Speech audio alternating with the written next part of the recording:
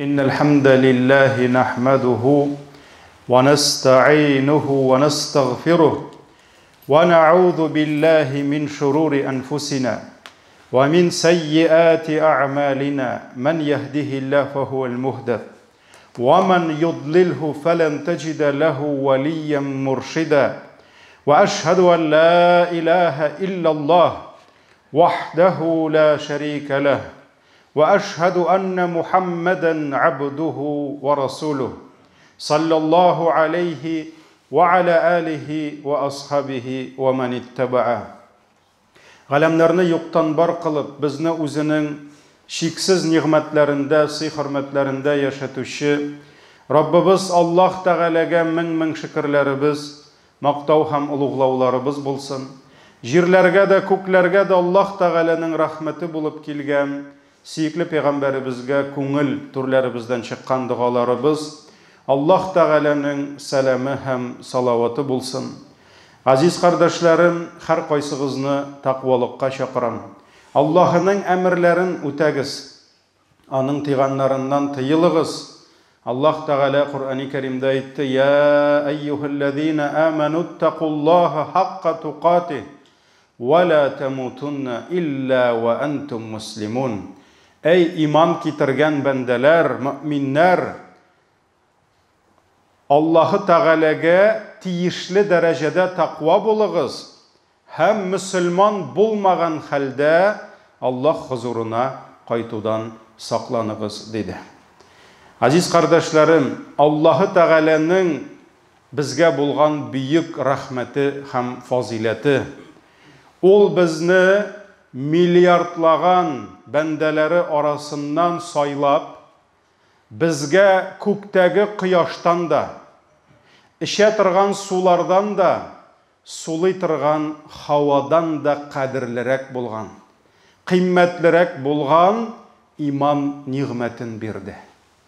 Безнең калепләребезгә Аллаһның барлыгына, берлегенә инанырга, телләребезгә иң бөек сүз булган шәһадәт кәлимәсен әйтергә Раббым насип итте.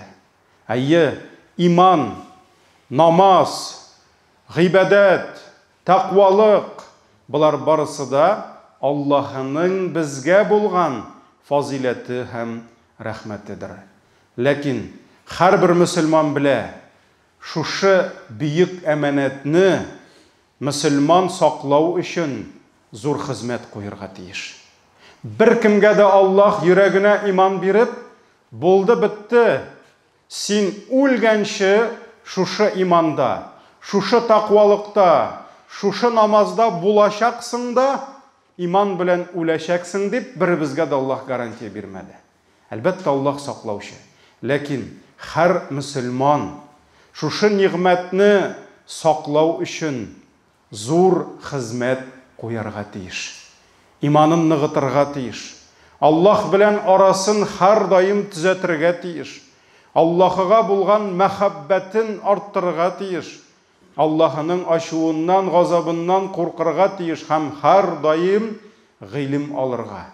Һәр даим Аллаһны танырга, белмәгәннәрен белергә тырышырга тиеш. Һәм бу көрәш җәмәгать иблис белән булган көрәш, шайтан белән булган көрәш, нәфесең белән булган көрәш, ул безнең йөрәгебезнең соңгы тибешенә кадәр, үпкәбезнең соңгы сулышына кадәр бу дәвам итә. Имам Ахмад рахимахуллаһ үлем түшәгендә ятканда, үлем исереклеге башлангач 2 тапкыр югалы дип әйтте. Аңына килгәч сорадылар: "Кем ул Имам Ахмад?" Җәмәгать, Аллаһ бәрәкәт биргән, Аллаһ бөеклек биргән 4 мәзһәбнең берсенең имамы. Шулай бит? Аллаһ Тәгалә шушы 4 мәзһәбкә бәрәкәт бирде. Дөнья буйлап шушы 4 мәзһәбне калдырды. Һәм җәмәгать Имам Ахмад рахимахуллаһ үлгәндә югалы дип әйткәч, сорадылар якыннары: "Нәрсә дип әйттең син? Нигә алай дип әйттең?" дигәч, Имам Ахмад әйтте: "Яңа гына иблис килде миңа" ди. Имам Ахмадның ничәдер минут, секунд гомере калган. Миңа ди иблис килде һәм әйтте: "Эй Ахмад, гомер буе синең белән сугыштык, тәки сен мені жеңдің деп айтты дей. Сен мені барыбір жеңдің, мен сені жеңе алмадым деп айтты дей. Мен аңа юқ әлі деп айттым дей. Не үшін юқ әлі? Чөнки әлі соғыш дәвам итә. Әлі өлім фәрештәсе жанына алмады. Иблис мәкірлі, хәйләкәр. Соңғы секундларда İmam Ahmet yanına келіп нишләде? Тынычландырмакчы булды. Болды, тынычла. Мен жеңілдім. Признаю свое поражение. Имам аңлап алды. Һәм әйтте, юк әле иблис диде. Сугыш дәвам итә диде.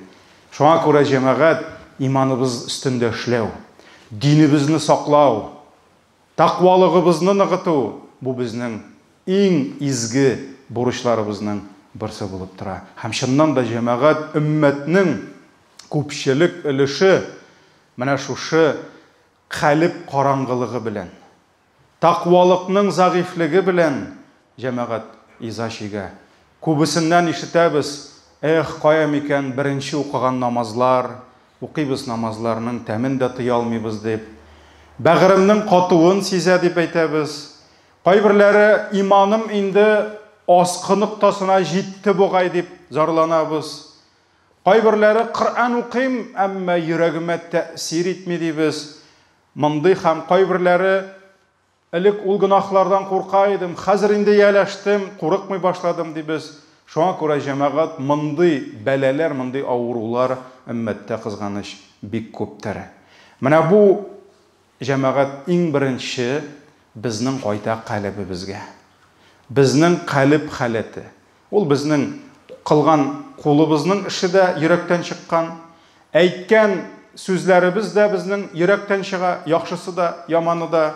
Шуңа күрә без кайтырга тиешбез иң беренче калып мәсьәләсенә. Чөнки калып ул иң мөһим булган безнең әгъзабыз һәм калып мәсьәләсе иң нечкә, иң катлаулы мәсьәләдер. Калып ул гарәп сүзе. Һәм аны безнең ишебездә урнашкан кан куатырган помпа кебек йөрәк белән генә чагыштырырга ярамый. Калып ул безнең ишебез, ул безнең җаныбыз, ул безнең ичке халәтебез, ул безнең патшабыз.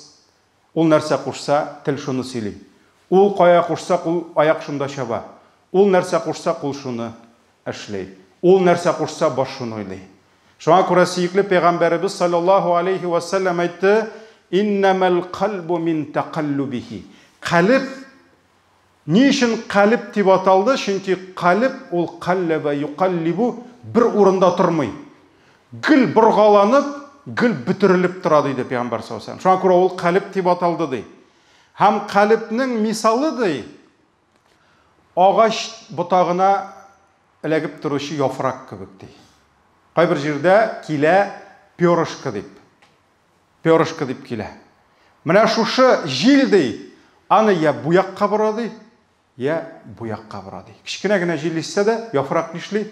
Ул селкенә башлый, урбулгалана башлый. Шуның кебек кешенең йөрәге дә җәмәгать бер урында тормый.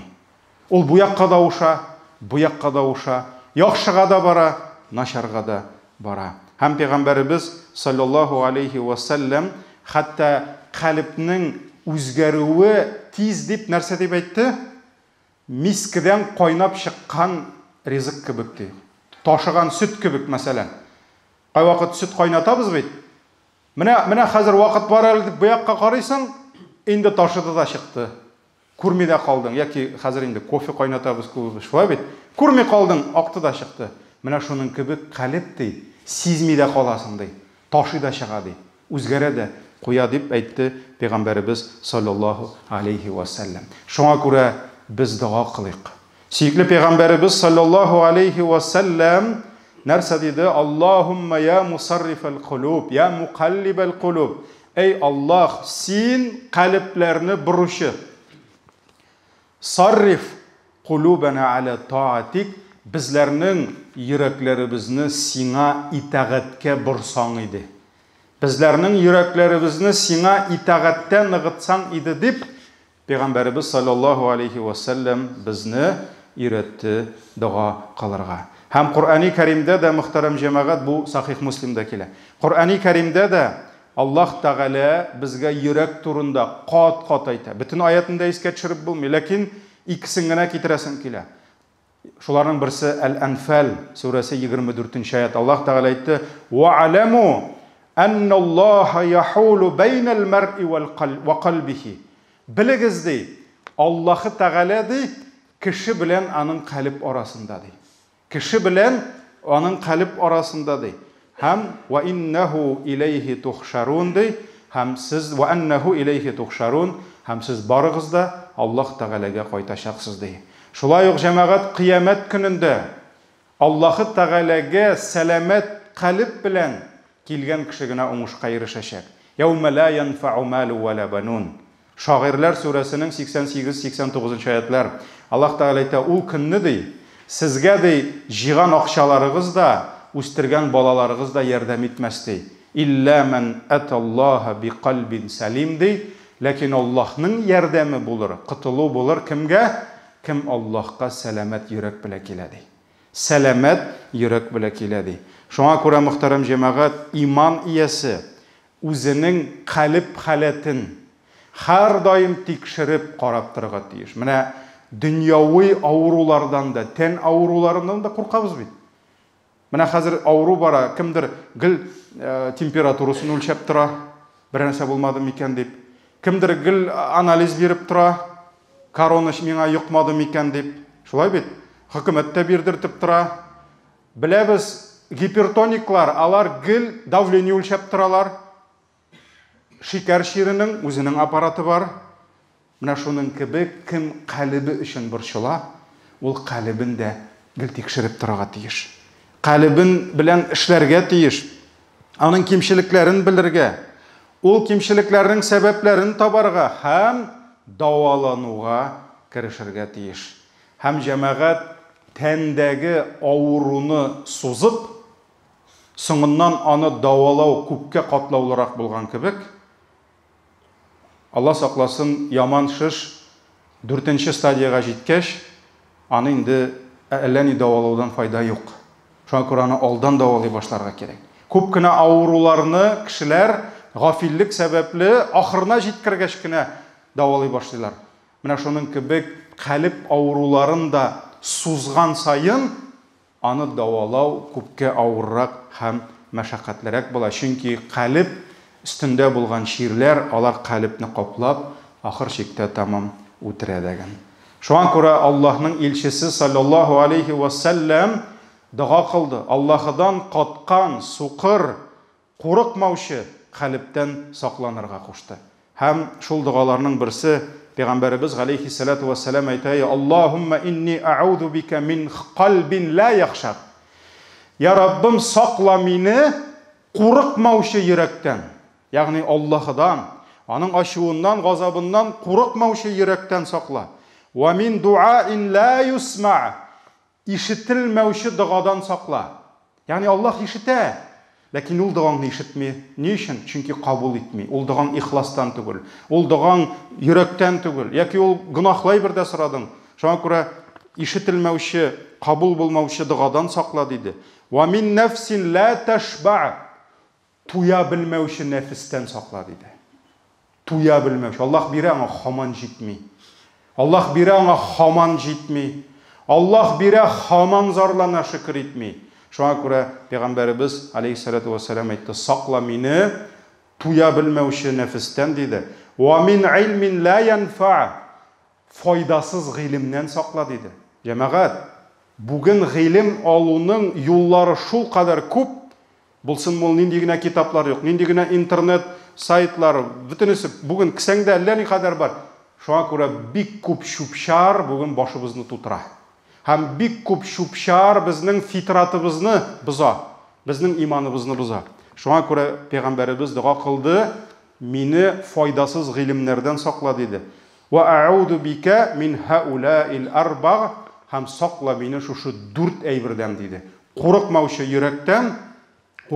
йөрәктән диде, кабул булмаучы дуадан, туя белмәүче нәфестән һәм файдасыз гыйлемнән дип әйтте. Һәм һич шиксез, азиз кардәшләрем, каралган калбләрнең галәмәтләре бар. Һәм шул галәмәтләрнең иң беренчесе итеп әйтер идем, калып каралган сайын кеше гөнаһка күбрәк чума.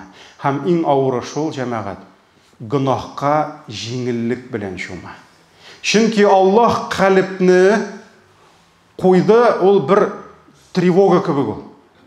Адәм баласы саташа башласа, гөнаһка керә башласа, калып калтырана башлый. Калып тетрәнә башлый, калып кычкыра башлый, калып кайгыра башлый. Менә кичкенә вакытта булгандыр инде ул. Һәрберебезне шайтан күпмедер бутагандыр. Кай вакыт мәктәптә кемнеңдер әйберсен шәлсәң, әкрен генә. Нишлей? Иштән нәрсәдер яна башлый. Мин һәркем үзен мактарды, мин үземне хурлыйм. Бер вакыт мәктәптә бер кызныңмы, малайныңмы нәрсәсендер алгач, кичкенә вакытта минем андый халәтне күргәнем юк иде. Мин үләм дип торам, минем иштән нәрсәдер авырта башлады. Мин укытучының күзенә карый алмыйм. Мин теге классташларның күзенә карый алмыйм. Мин кызарындым, бүртендем.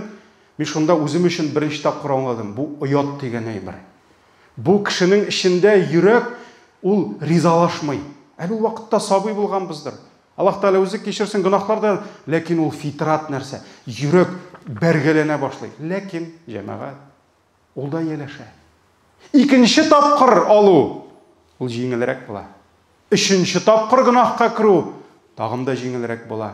12нче мәртәбә гөнаһка кергәндә ул сөенә башлый. Ул мактана башлый. Ул горурлана башлый. Менә бу кешенең упкынга баруын күрсәтә. Шуңа күрә җәмәгать, өммәттә мөселманның качып пысып гөнаһ кылуы бер бәлә, бер хәсрәт. Ләкин ул гөнаһка ияләшеп, күнегеп, ахыр чиктә ул гөнаһасын күрсәтеп кылуы, ул гөнаһасы өчен уялмавы, яки инде бөтенләй горурланып йөрүе ансы мең бәлә. Мең бәлә. Шуңа күрә Пәйгамбәребез саллаллаһу алейхи ва саллям әйтте, минем өммәтемнән ди, гөнаһларын күрсәтеп кылучылардан башкалары кичерелер ди. Башкалары гафу ителер ди. Димәк, исключение ясады. Гөнаһасын күрсәтеп кылучылар кичерелми. Ничек ул диде? Менә кеше төнлә белән гөнаһ кылды ди. Беркем дә күрмәде. Аллаһ аны күрсәтмәде ди. Ягъни яшерде. Бу бәндәсенә рәхмәт белән. Беркем күрмәде аның төнлә кылган гөнаһасын.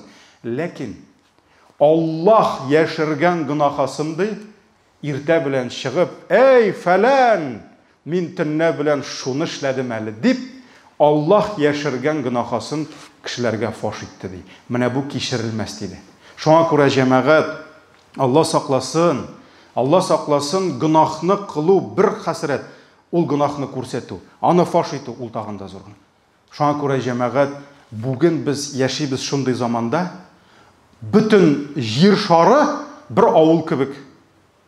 Бер авыл кебек бүген. Бүгенге интернет белән, телевидение белән һәм җәмәгать бүген күп кешенең яшәгән, эшләгән яхшысы да, яманы да шундук кая?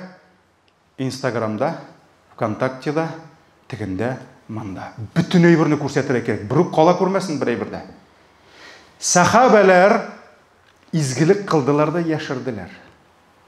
Кайбер сахабаларның понедельник, четверг тоткан уразаларын хатыннары да белмәгән.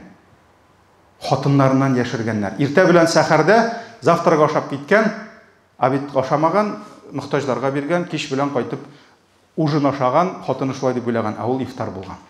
Хатыннарыннан изгилекләрен яшергән. Бүген җәмәгать, менә моның кадәр генә бер изгилек кылса, аны 50 мең подписчик белергә тиеш. Хотя бы 10 меңе лайк куярга тиеш. Ансыз булмый җәмәгать. Сахабалар яшерделәр, без бүген изгилекне таратабыз. Мөселманнар, сәламәт мөселманнар, нормальный мөселманнар гомер бакыена гөнаһ кылсалар, ул гөнаһларын яшерделәр. Аларны качырдылар. Бүген үзен мөселман, татар дип йөрүче кешеләр, бүген кем күп марак ичә, кем күп нәрсә эшли, киресенчә фаш итәләр. Әле калганнар шуңа кул чабалар. Шуңа күрә җәмәгать, Алла сакласын, һәм хәтта бүген җәмәгать, ул бит теге артистлар сәхнәдән нәрсә җырлыйлар? Тамашачы нәрсә сорый, шуны җырлыйлар. Шуңа күрә бүген Моргенштерннар кирәк халыкка, башкалары кирәк. Менә күбегез белми, кайтып балаларыгыздан сорагыз әле. Кажется, балалар белә икән аларны бөтенесен. Шуңа күрә җәмәгать бүген кешенең подписчиклары да аның акылын күрсәтми. Аның акылын күрсәтми. Мин үзем бераз гына Инстаграмга каршы кеше, мин әлегә юк әле, пока бирешмим әле, не сдаюсь. Ләкин әйтәләр инде, хәзрәт вагазларыңны куя әле. Ләкин җәмәгать мәчетнеке бар, әлхәмдулилlah. Ләкин бер нигә кирәк соң ул дигәч, миңа бер кардәш ачты. Бер тоза гына бер кыз, Аллаһ инде сәламәтлек бирсен, шифа бирсен, Инстаграм алып бара. 15 мең подписчигы бар. Нинди акыллы сүзләр әйтә дисәгез, көн саен бара да бургер ашый. Һәм шул бургерын видеога төшереп куя. Моны 15 мең кеше карый, беләсезме? Әгәр дә берәр шейх, галим 10 ел укып, Коръан өйрәтәм әле дип Инстаграм ачса, ул хәтлек халык җыелмый. Ул хәтлек лайк бирмиләр. Әле аны бидгатьтә гаепләп, үзебезнең җегетләр хурлап чыгачаклар. Беләсезме, моның 15 мең кеше карый бургер ашаганын. Кичә пицца ашаганын караганнар. Иртәгә 20 мең кеше караячак, тагын нәрсәдер шаурма ашаганын. Менә җәмәгать, шушындый без бүген ниндидер ахмак, ниндидер бер акылсыз бер җәмгыятькә әйләнеп барабыз. Бүген галимнәр кирәкми безгә? Безгә шоу кирәк бүген. Бүген безгә концерт ясаучылар, шоу ясаучылар кирәк, хадис сөйләүчеләр, Коръан сөйләүчеләр түгел. Һәм җәмәгать, дорогие братья, сегодня мы говорим о последствиях грехов. Одна беда, когда мусульманин поддался наущениям шайтана, споткнулся и совершил грех, но этот грех он совершил один, втихаря. Никому не рассказывает, он стесняется этого греха, это одна беда. Но абсолютно другая беда, когда этот мусульманин перестает скрывать свой грех. Когда этот мусульманин перестает стесняться своего греха и начинает этот грех демонстрировать всем. Начинает этот грех демонстрировать всем и называет это свободой, свободой слова и так далее, и так далее. И вот, дорогие братья, когда мы видим, что наши братья и сестры, которые поддаются наущениям шайтана, когда они демонстративно объявляют, что они там, кто-то платок снимает. Да, вот если она снимает, то она сняла. Аллах тауфик дает, но пусть это будет у себя. Пусть она этот грех хранит в себе, пусть это его только окружение видит. Но когда человек показывает это 10 тысячам подписчиков, 50 тысячам, а когда еще другие мусульмане им лайки ставят, так это же свобода, это же ее мнение, понимаете? Это абсолютно другая беда. Поэтому каждый раз перед тем, как что-то сделать, что-то объявить, я говорю блогерам, другим людям, да, вы всегда думаете о последствиях, к чему это приведет. К чему это все приведет? Аллах сакласын. Вспомните, не забывайте историю одного простого араба, который, может быть, много знаний не нашел, и психологию не изучал, да, и блогером не был. Он был обычный араб, обычный крестьянин, который шел по пустыне верхом к семье и увидел одного человека, который погибал на песке. И он просил помощи. А понимаете, что такое найти человека без провизии, без коня, без верблюда? Там это гибель, это погибель. Он 100% погибнет. И он увидел этого человека, который просил у него помощи, он спустился к нему, хотел посадить назад, а тот оказался грабителем. Он повалил его на землю, отобрал его провизию, его коня и начал уходить от него. Что это такое? Это погибель. Все, этот человек, он умрет в этой пустыне. Но когда тот отдалялся, он позвал его к себе. Перед смертью говорит: можешь мою одну просьбу выполнить? Вот этот человек, который оказался жертвой этого обманщика, он попросил у него одну просьбу. Тот сказал: какая просьба? Говори давай. Последнее пожелание будущего мертвеца, да? Он сказал: никому не рассказывай про это. Что ты сделал со мной? Я прошу тебя ради Аллаха, никому это не рассказывай. Тот улыбнулся и говорит: а тебе какая разница? Говорит: Уже, ты же все равно умрешь. Я боюсь, говорит, что после твоего рассказа мой народ перестанет помогать другим. Вот какая глубина, посмотрите. Человек не за себя, а за свой народ переживает. Поэтому каждый раз, когда что-то заявить, что-то сказать, показать свою волю, вы подумайте о других. Как они это воспримут? И к чему это приведет, дорогие братья? Шуңа күрә Раббым безнең үзебезгә тауфик хидаят берсен. Раббым безнең хатыннарыбызга тауфик хидаят берсен. Раббым безнең кызларыбызга, улларыбызга тауфик хидаят берсен. Ничек иттереп сөйкле пәйгамбәребез ахыр заман имамнары, галимнәре турында әйтте, даллу ва адаллу диде. Үзләре дә адашканнар ди, башкаларны да адаштыралар ди. Шуңа күрә үзебезгә дә адашып, башкаларны да адаштырудан сакласын. Шуңа күрә җәмәгать бик зур сорау билгесе тора минем өчен. Кайсысында гөнаһ күбрәк? Кешенең диннән тайпылуындамы? Гөнаһ күбрәк, харамга керүендәме? Әллә шушы диннән тайпылуын 50 мең кешегә игълан итеп, аларга яман үрнәк күрсәтүендәме гөнаһрак? Менә монда бик зур сорау туа. Бәлки аның кешенең гөнаһка чумуында гөнаһ әзрәк булыр. Кешеләрне шушы гөнаһка эндәвенә карый. Шуңа күрә Раббым безне үзе сакласын. Баракаллаху лана ва лакум фил Кур'анил азим ва нафагъна бил аяти ва зикрил хаким. Иннаху хувал гафурур рахим.